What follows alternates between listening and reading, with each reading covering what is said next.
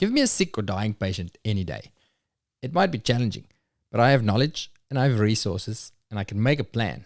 But please don't ask me about your new Cocker Spaniel Doodles, raw, gluten-free, all-natural diet with added turmeric and blueberries, and should I feed it grain, and what about a bit of yogurt? It's not that I don't care. It's just that I feel very lost in the midst of the total information overload and aggressive marketing campaigns out there. If you feel the same, then this episode is for you. Our guest is Shiva Greenhalgh. Shiva is a registered animal nutritionist who specialises in companion animal nutrition in both commercial production as well as clinical and therapeutic nutrition for individual pets. She holds both a Master's of Animal Science and a PhD in animal nutrition, and her career journey has included roles as a wildlife carer and a vet nurse. She currently works as a product development manager for a commercial pet food company as well as in Sydney Animal Nutrition, her own nutrition consulting service for owners, vets, and commercial businesses on all aspects of clinical and general nutrition, product development, regulatory affairs, formulation, education, and media. Basically, Shiva dives deep into the facts on the topics that many of us try to avoid for a living, and she's sharing some of those facts with us to help us make informed decisions for our patients and have those conversations with our clients that can be, let's just say, a little bit strained. Join us as we pick apart the trends and the myths around companion animal nutrition so you don't have to just zone out the next time a client starts a sentence with, "My breeder says that this breed has very special dietary requirements." We'll be catching up with Shiva next week, and to put a timestamp on this, we're releasing this around the 20th of October 2022 in Sydney at the Vet Expo, where we'll be doing some live podcasting and Shiva will be hosting a talk. You've heard us talk about it in the last few episodes, but now it's imminent. Our bags are packed. I have a special suitcase for my recording equipment. We have our tickets for the boat cruise on Sydney Harbour, and we're looking forward to seeing you there. In fact, we have a challenge for you. Come and find us next to the coffee shop on the expo floor and bring some questions for us. We want you to be the podcaster and we'll be the guests. Ask me and G any questions you want. We'll broadcast it live and then we'll turn it into an official episode, unless it's really embarrassing. So that is 26 and 27 October 2022 in Sydney at the ICC, where the Vet Expo will be bringing the veterinary, animal health and pet care worlds together with over 100 major vet and pet product suppliers, as well as some of the most innovative startup companies. The link to book your ticket is in the show description, wherever you're listening to this.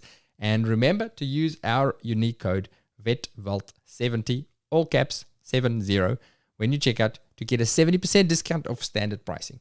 That means your tickets for the 2 days will be $90 or $105 if you want to join us on the boat cruise, which you should.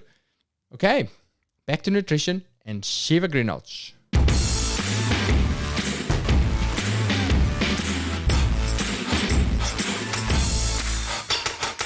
Shiva, welcome to the VetVault podcast. Lovely to speak to you. Thank you for having me. I've been wanting to talk nutrition for ages. It's one of those things that you kind of learn about it as a vet, but also not. It's like, yeah, there's important stuff there, but don't worry about that. Let's look at all the drugs. There's a bag of food, feed that, and problem solved. Which at the start, I have to declare my bias. That is how I was educated. I mean, it was literally 20 odd years ago. That's how I fed dogs when I was a kid. It's kind of how my dogs eat. Good quality food. We've done all the work for you. It's balanced. Feed that. So that's where I mentally am kind of stuck. And I think a lot of vets are of that mindset of, let's keep it simple.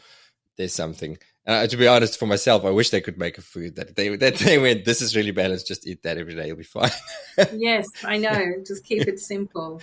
But times are changing, especially for our clients. They're Googling, they're asking questions. They come up with some ideas. I was going to say random ideas, but maybe there's some merit in them. And that's kind of what we want to dig into. What's your bias? Declare your bias.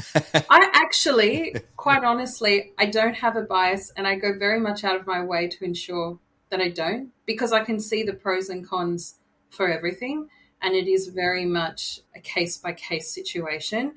And that said, for some reason, I do get a lot of inquiries from people because I'm not a vet. They seem to project their views that I have the same views. So whether it's raw, cooked, predominantly those two, or vegan, vegetarian, that I am the person that just does alternate, which is absolutely not true at all. there will be times where I will say that the alternate diet that they're wanting to do is absolutely not suitable for their pet, given their condition. So very much look at it case by case. I like to respect the values of the pet owner and what they're wanting to do and seeing how we can work with that. So I'm quite mindful of that. But I guess a lot of my role is to educate and really weigh up the pros and cons of what they're wanting to do. So I try to be the voice of reason. That's what we need, voice of reason. Because I do think there's a perception, and maybe justified, that clients almost have a lack of trust in us as vets when it comes to nutrition. Because A, like I just said, we don't learn a hell of a lot about it. And then there's that perception that B, we're in the pocket of the food companies. Because once at uni, they gave us a sausage roll and bought me a beer, and now I'm going to have lifetime loyalty to them because of that. Either they ask us, and a lot of us go, well, I don't really want to engage in this topic. Go talk to a nutritionist, which is you, right? That's where we send them. Yes, and I do spend a lot of time. I would say half of the consults end up actually trying to break those myths. With vets get money from those big multinationals, and I have to also disclose to them that I actually do work in the commercial side of it too, and these are how things are actually manufactured. And so I do need to go through all of that. And they do actually come to realize, go, oh, okay, thanks for disclosing it. But yeah, there's a lot of skepticism about how pet food is made. And I think the narrative, the historical narrative, has somehow just still made its way to the modern pet owner. Perhaps, yes, in the 80s or so earlier, they probably weren't making it as good as they should. But these days, they put a lot of research and development. It's really important for manufacturers to do right by pet owners to create good foods. It's not in their interest to create a bad food. That said, errors can occur in manufacture and animals can get sick, but by no means is anything deliberate. And pet owners, they should be given the information and they can make that decision themselves. But I really would like to break that narrative of that vets get money, certain people get money, and that manufacturers are out there to kill your pets. And the biggest one, which it kind of infuriates me, is this filler. I hate filler. Like, I hate the term filler so much. And I go, well, what does filler actually, what's your understanding of filler? This kind of silence. And I go, the only thing I can think of with filler is in poultry feed. Even with birds, at times you need to add sand. But even then, that kind of has a functional role for the bird. But every ingredient that is put in, let's say for a commercial food, it's functional. It has a role. And if I look at grains, for instance, grains have a whole host of micronutrients that the body needs. It gives the animal energy rather than needing to use protein as a source of energy. Protein's not there to be energy. It's got its own roles. So these are the kind of things I like to go through, particularly with pet owners. And yeah, I think they appreciate that kind of rationale. The other one I do get questions about is just like allergies, for instance. That's another one that pains me to discuss. So there's a lot of projection. There are a lot of neurotic pet owners out there, and they like to project we know their issues onto their pet. And so, yeah, a lot of time is spent trying to actually problem solve and go, actually, I don't think this is really the case. Your dog may not have an allergy because that's quite an extreme term to use, but perhaps sensitivities is a better way to look at it. Yeah, we hear it all. So just to clarify, how do people end up with you? What prompts people to Google animal nutritionist? Do they have is it allergy related, or is it just, I don't want to feed commercial food? So most of the issues that I deal with, over 80% of the clients that I deal with, it is a condition, and the biggest condition is kidney disease. So with their pets, they go to the vets, and the vets say, you need to go on a kidney-friendly or therapeutic food. And a lot of them are quite against it. They go, well, I can't have my dog eat this for the rest of its life. What kind of life is that? So then they come to me in hope that there's other kinds of foods or other textures and tastes that I could formulate for them that will be kidney friendly. And at times, I mean, depending on the stage of the kidney disease, we can do that. And then other times I go, it's not really worth it. It's actually safer for your pet to be on the therapeutic food because there's just too much monitoring that you need to do. And yes, the food is bland. The food will be bland even as a home cook. There's only so much that you can do with the food and only so many ingredients that you can use as well. But I guess people come to me at a point of desperation where they're not happy with the first opinion and the first way of treating their pet. So they come to me, I guess, to validate what they've been thinking or to confirm that what their vet is saying is actually correct or not correct. So, yeah. Okay, that's really interesting. You mentioned a couple of myths. What are the most common myths out there, either from clients that they misunderstand? So we mentioned that the pet food companies are evil and are out to kill their pets and put feathers and sand in their food. So that one, we know that's not a fact. But even from vets, are there things that we believe that you come across that's inaccurate? I'd actually say vets have actually been good. And I think these days, most vets, they actually do tell their clients, they go, I don't know. There are things I just don't know. And it would be good for you to find a nutritionist to help you, confirm your thinking on things. They go, this is all I know, and I can only give you a plan based on what I know. Anything further than that, you need to ask someone else. So I can't actually say vets have made things anything worse. I think the internet has made things worse. I think Facebook has made things really bad. A lot of these groups and a lot of these startups as well. These little startups of pet food, particularly in the fresh food space. I think it's great. Look, I have nothing against fresh food, but what I don't like is having your marketing is predominantly based on trashing other foods where I know a lot of research and development has gone into that, and those foods can be really beneficial for some animals. And people will look at that and you create so much confusion. So I don't think that is a good thing to do for pets and pet owners. I think it's a very irresponsible way of marketing. And I think it's a very desperate way of marketing, if I'm to be quite honest. So whether it's fresh and raw is a really prominent one. And unfortunately, due to marketing and certain books, apparently raw food can cure anything. With turmeric. You have to add turmeric to it. Yeah, or giving a bone. So there are things that just do infuriate me and I think do make things really bad. And I just wish that people really do look at the credentials of these startups. And, some of them might get ambassadors of a vet. But to be quite honest, the vets that they use, a vet, unless they're specialised in an area, you're a general practitioner. And just like me, I'll never say I know about your pet's condition beyond from a nutritional point of view. I cannot analyze the blood results. I can't do anything like that. So I think some people kind of need to stick in their lane. But there's an understatement of the century. But that's a lot of the time. That's what I spend my time doing, having to explain, well, what you've seen on Facebook, please ignore that.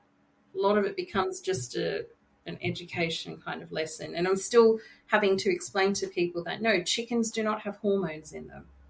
They just don't.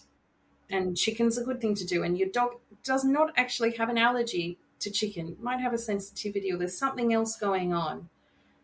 Well, it could certainly be allergic to the chicken, but it's not the hormones in the chicken. It's just the protein, isn't it? It's just the protein, but there could be other factors as well. And it could be a one-off.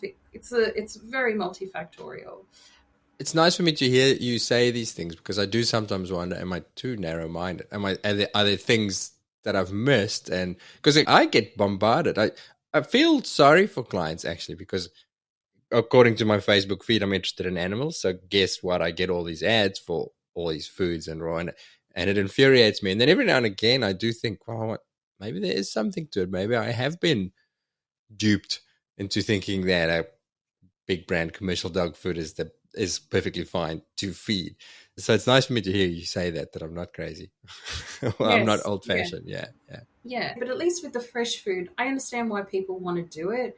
And I tell people, let's kind of look at it. And I always promote a combination feeding approach. So if your dog's healthy or your cat's healthy, let's go, for the sake of their mental health, because it does bring them joy when they have a bit of raw food or they have a bit of cooked food. That's fine. Like, we can do that. But on the other hand, I want to ensure that they are getting their micronutrients and to some degree macronutrients, because a lot of those, say with the fresh food, a lot of them are actually quite poorly formulated where the energy densities are not high enough. It's not factoring in the fact that the animal will be exerting any energy. And I don't think that the micronutrients are quite there. Perhaps on a theoretical level, they're there. But if that were to get actually tested, it wouldn't be there. So over time, what that might do to an animal is not going to be good. So that's why I like to do a combination approach. So in a way, it's like an insurance policy for the animal long term. Yeah. You mentioned raw earlier. And it's a question that we get asked. I cheat because I'm an emergency vet. So when we do the history, it's not normally, we're not talking about long-term health, and then they say, yeah, my animal, it's raw, then a little part of me dies inside, but I can sort of brush over it and go, yes, okay. Well, that's the GP vet's problem. He can talk to you about that, or she can talk to you about that. Is it a problem? Is it not? Like, are there reasons why, let's say, client comes in and says to their vet at the vaccination, yeah, I've just started feeding raw. Can you go, yeah, okay, that's okay, let's not talk about it? Or do we need to say something about it and help me to come up with the right things to say? What's potentially bad about it? So I like when people say that, I really do try. I'm not wanting to be judgmental. I always like to find out what their rationale was for that. And so most of the time, the rationale is because they want to feed their dog what is naturally appropriate. But then it makes you think naturally appropriate, or like a wolf. So a wolf has evolved. The way that they metabolize things are different, a dog with a wolf. A wolf didn't have access to yogurt. A wolf didn't have access to powdered kelp, didn't have access to eggs through the domestication of chickens. There's just so many things that it sounds so beautiful, but if you actually think about it, it doesn't actually make any sense at all. A wolf didn't have that. So anyway, I like to find out what their rationale is. For some, it's because they think it will help their pet given their condition. And the worst one is actually when the pet has, say, kidney disease and it's on an exclusively raw diet. What that's going to do to the animal after a short period of time even is really quite detrimental to them. But there are some who are extremely adamant, and you can only say and do so much. And I think a lot of it, without sounding too rude, I think it comes from a place of ignorance, and just the marketing does really, really well. And it's also a projection of people wanting to live a healthy life. So if they're giving their animal what is perceived as a healthy, natural way of living, that person feels good about themselves too. And so that's internalized. So I think it's good first to find out what their rationale is. And the problem with raw foods, let's say, aside from all the issues of potential pathogenic problems, because everyone these days feeds human grade stuff. So in that view, apparently that reduces the amount of pathogens. But the other side of it is that you're feeding a diet that is so high in organ meats. You only need to give so much of an organ meat. It's not natural to have excessive amounts of organs being fed to your dog. And as I've said before, you don't want that much protein because, one, protein doesn't stay. It gets excreted. And if there's too much protein as well, your animal gains weight. So it's just with raw, it's just so hard to balance it. And generally, yeah, there's just a lot of, you have surplus of things or a deficiency in things. It's never quite easy to formulate accurately. And I think they think if you just add a bit of eggshell powder, which I think the bioavailability of that is really poor. Long term, again, what that will do to your animal is not going to be great. So just the digestibility of it and how much that animal's going to be taking in is not going to be as good. And the energy density of it is not going to be too great really either. the animal's just not going to be able to utilize it as well, in my opinion. But that said, there's still got to be quite a lot of research looking at the utilization of foods, like whether it's raw, cooked, commercial. But I just think it's a fantasy, and long-term what that will do to your pet is quite detrimental. And I think that's the reason why I got into nutrition, because when I got my very first pet, which was a cat, the breeder told us to put our cat on a raw diet. And because of that, I absolutely knew nothing. I was 16 years old. I knew absolutely nothing. And my parents, they wouldn't have known any. They never had pets, you know. That's just not the norm. So we just listened to this person. And then over time, what happened was feeding this raw diet. Obviously, my cat became very fussy, didn't want to eat anything commercial. We were just feeding him fish and chicken because that's what he liked. That's what he was used to. That eventually killed my cat because he didn't have a strong immune system. His bones became so brittle because where was he getting his calcium from? And through a simple kind of cat fight, even though he got medications, he died from that ultimately because his body just could not get through it because his diet was so poor. So it was because of that situation, I thought, with the raw food I'm particularly passionate about because there's just so much misconception and people don't realize long-term what that can do to your pet if you don't do it correctly. And so I get quite upset about it. It's not easy as throwing some chicken feet in there and a duck's head and a quail egg. And, you know, these are quite fancy ingredients as well that actually were not accessible to wolves. If you think about it, it's a fantasy. What I'm hearing is that the facts that I have in my head or some of the facts around this is accurate. But the challenging thing sometimes is actually to have that conversation with the client who comes to you with those preconceived ideas. I like, first of all, that you say you have to start by listening and understanding and kind of being curious about their motivation. Beyond that, have you figured out good ways of convincing people? Because you're right, they come in almost like with a religious fervor about this. I was listening to a completely different podcast this morning with Simon Sinek, who said when you have a disagreement with somebody, you don't always have to disagree with them at the time when you hear that they're wrong. He says, because often there'll be emotion involved. And he says you have to answer emotion with emotion and rationality with rationality. And sometimes you have to sit back a little bit and let the emotion play out before you come. Because what we do as vets, what I do, because we're rational academic beings, and somebody comes with a strong idea and I get on my high horse and I'm like, well, in my head, I'm like, you're an idiot. I know that's right. You should shut up and listen to me. And that works how many times? Never. and that's exactly, absolutely right. And I recognize that. And so my approach, tone is everything. The way that I speak to you, the tone that I speak to you makes such a difference. And so it takes a lot of practice. And so I'd say with a lot of clients that I've had, and I've had people that are so fiercely, you know, they came in and they were so fierce about raw, and I've managed to get them to go at least on a combination. And it all comes down to my tone of voice.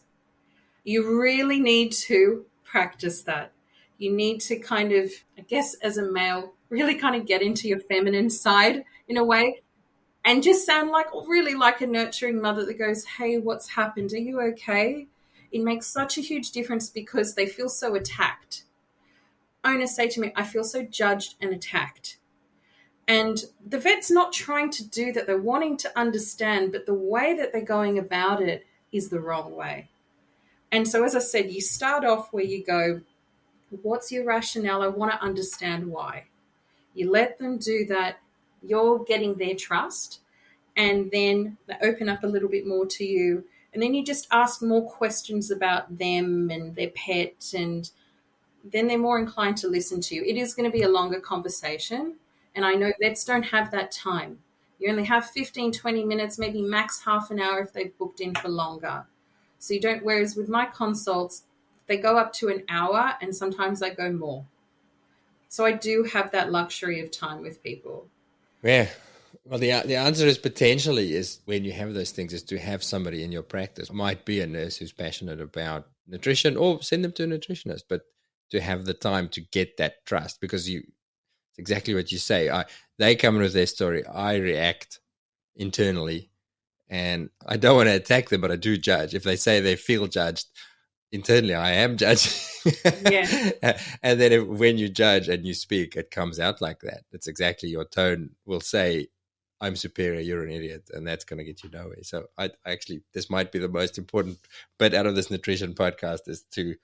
Yeah, and showing that empathy. All vets have empathy, or you wouldn't get into the field without having empathy. But I think it's just making yourself a lot more mushier, and it goes a really long way, Mm.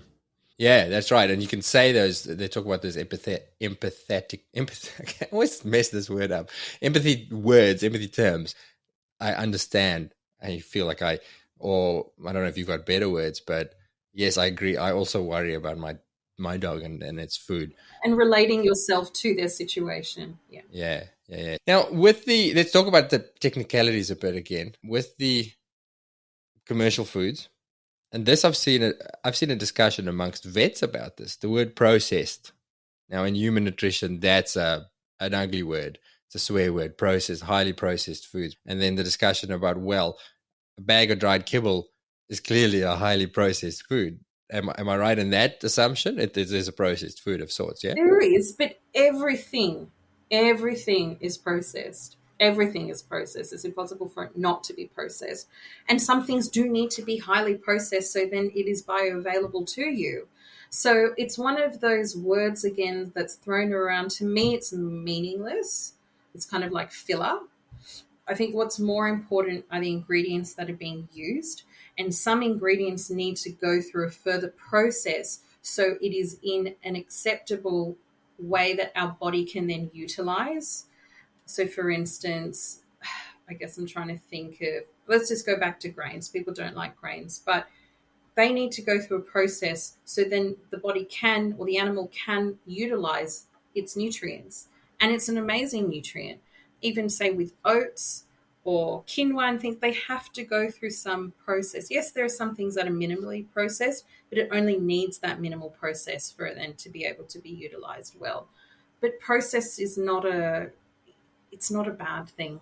I think there are a lot of words and a lot of terms that will take a lot of time to kind of undo with its stigma, and that it will just take time, and it'll take a lot of education to, yeah. Am I right in understanding that some of the fear about the process, or at least the one thing I've heard with human nutrition, is, for example, heat treating some of those ingredients will change them chemically and then produce other chemicals that potentially are implicated in carcinogens? And is there anything in that in any kind of nutrition?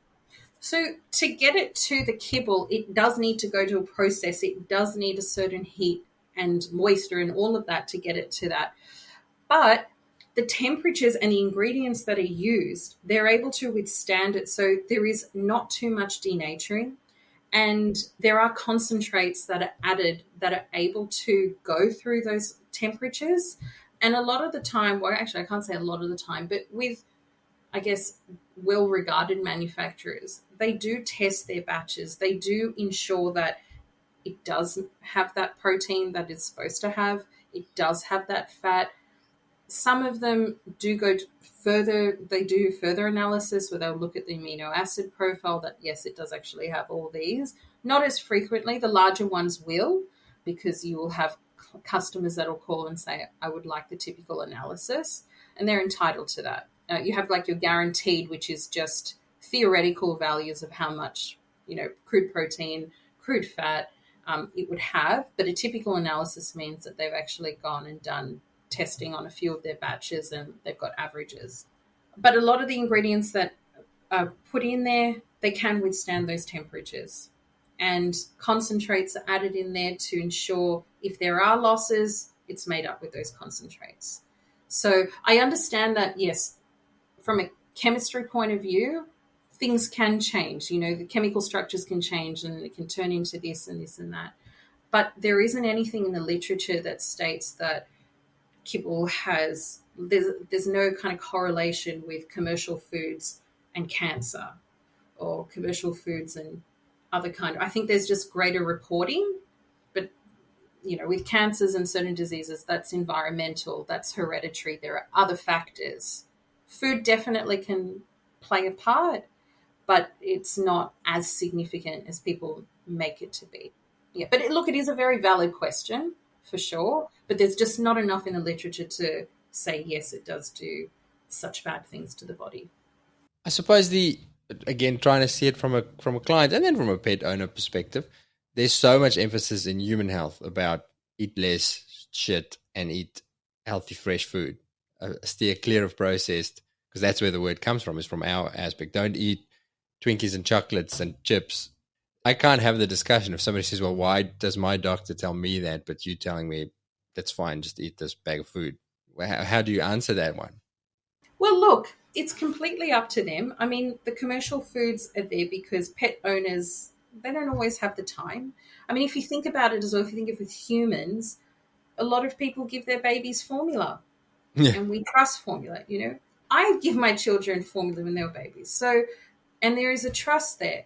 And we know that there's going to be nutrients there. But sometimes, I've had to give formula because I am time poor and I've gone back to work and I can't breastfeed anymore. So you have a choice. If you don't like commercial food, don't do it. That's fine. You can do your cooked food. Just obviously you need to have someone guide you to do that correctly. But people have that right to do that. But either food, you do what works for you. And there shouldn't be that judgment. So I suppose the answer is, if you're going to not give commercial food, then just at least make sure you do your research, and don't just do your research on Facebook or Google and feed better a balanced commercial highly processed meal than a shitty home cooked meal. Yeah, a poor deficient or surplus in the wrong things kind of food, because you can go quite wrong with that as well. Okay, cool. And then you said earlier, grain is an excellent nutrient. And then, of course, the counter argument, but dogs don't eat grain. Wolves don't eat grain. Are they? Because you'll see it everywhere. They can't really process grain. They kind of, what's the, I don't want to say counter argument, but what are the facts around it? Yes, so dogs have evolved where they can utilize carbohydrates, and they need that as a source of energy. Even cats, to a degree, can use that as well. They need glucose. And so obviously you look at the ratios too. Yes, of course you don't, and also depending on conditions, actually it's better to have a higher carbohydrate diet and a moderate kind of protein diet depending on conditions. But dogs can absolutely utilize carbohydrates, and there are different types of carbohydrates. Yes, you've got your grains and you've got your vegetables. So there are different carbohydrates that you can use, but they have evolved differently. So wolves are still quite primitive in the way that they metabolize things, but domestic dogs have evolved where they can utilize. And the foods that we now offer them, or that they get in their diet, is a lot better than what a wolf would probably get.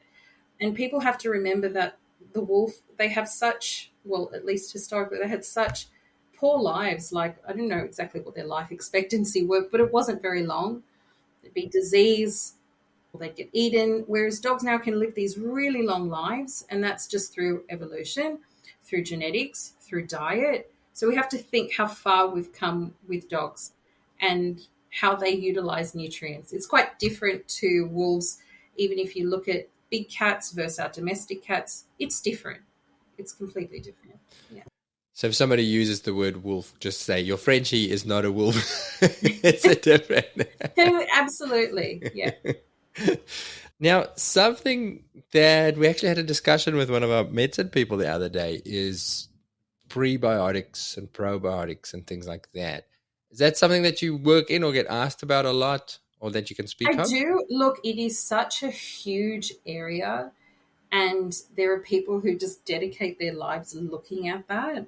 My knowledge on it, look, it's not as good, but from what I do understand, so there's a lot on the market out there, and the efficacy of them, to be quite honest, I don't think there's really many out there that are too good.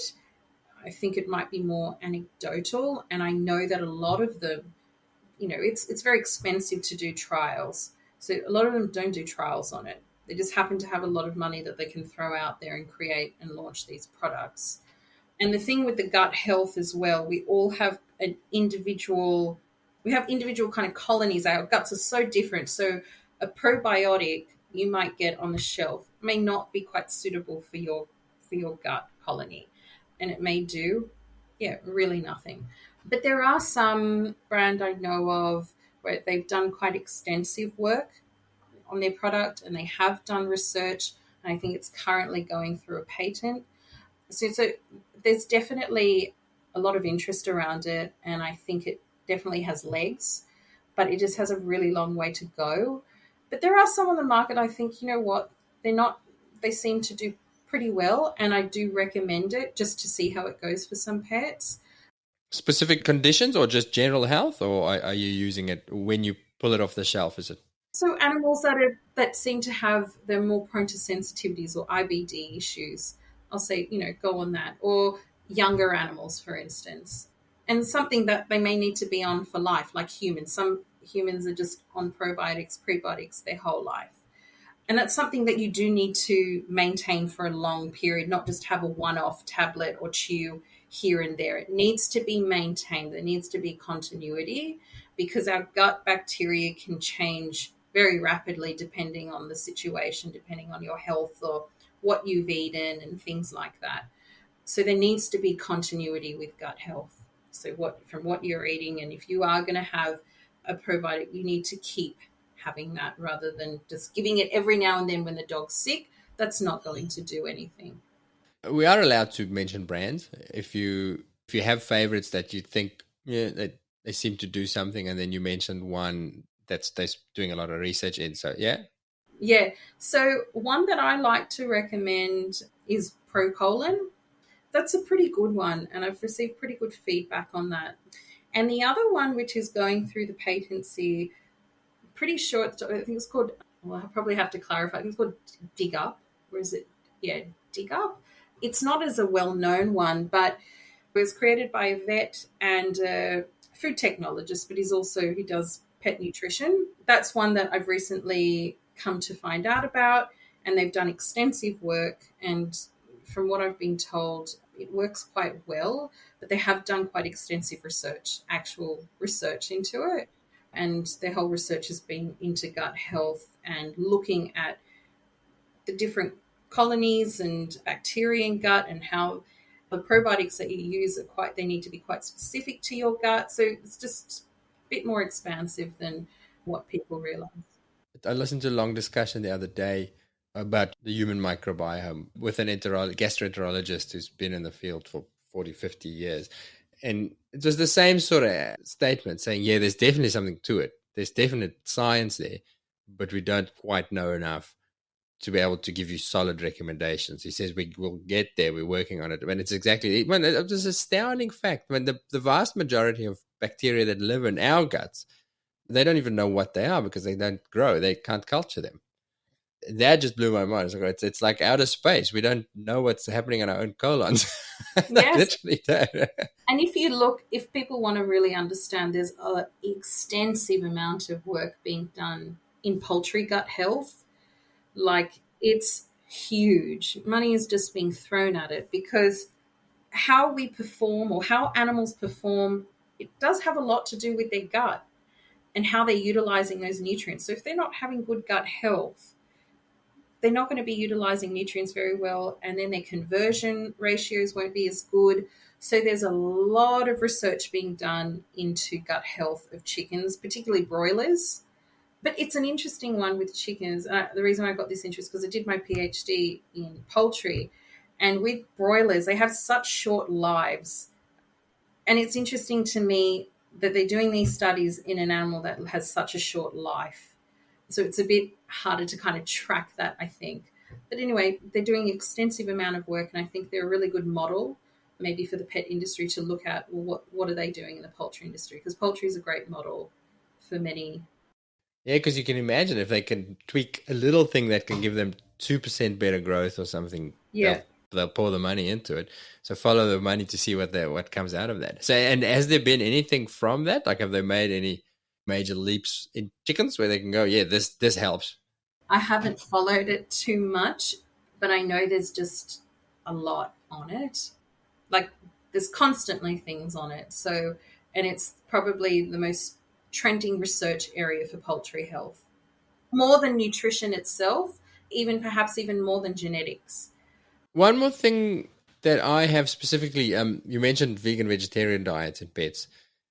Am I right in saying no for a cat? Can't maintain a healthy cat? Look, a cat can survive. It will definitely not thrive on a vegetarian, vegan diet. And there's this whole thing of, well, they go, oh, you can get proteins from plants, but protein is not equal in different ingredients. And at the same time, you'll have people that are so anti using soy. And it's like, well, what do you want to use then? If you don't want to use soy, what's your really next best protein source? So I think they're just wanting too much, but not compromising. But look, a cat technically on a commercial, say vegan food or vegetarian food, they can survive. But as I said, they certainly will not thrive on that diet. And dogs? Do they do okay on it? Yeah, they'll do okay on it, but survive, not thrive. And also, it's not as palatable. It's just not enjoyable. And I mean, to put it quite bluntly, if you're wanting to put your dog on that kind of food, and I know I'll get a lot of hate for this, but I think you've really chosen the wrong pet. You really should have gone for a rabbit or just a plant-eating animal, because I don't think it's fair to project your values like that to that extent on your pet. I just don't think that that's fair. I like that. You say it's a bold statement, but it makes sense to say, well, maybe it's not for you. If your dog could choose, he would definitely choose meat. Yeah, I just don't think it's fair long-term. Dogs also, like us, and cats as well, they want to enjoy their food. You want to make it a good experience. And the palatability of the food, the texture of the food, that makes a real big difference to their experience and how they approach food. And they can't add a lot of those kind of flavors that we can add to our foods to make it as palatable. So a vegan can do a lot with their food. A human vegan can do a lot with their food to make it a really enjoyable eating experience.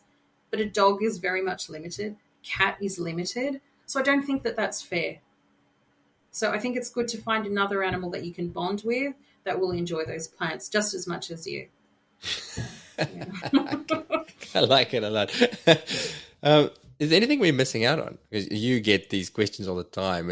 Are you talking about anything different to this when you're going to the Vet Expo? Or I think that with the Vet Expo, it's a lot of this. It's a lot of, and it's going back to the question of, you're a vet, you get clients coming in and they say, well, this is what I'm feeding them.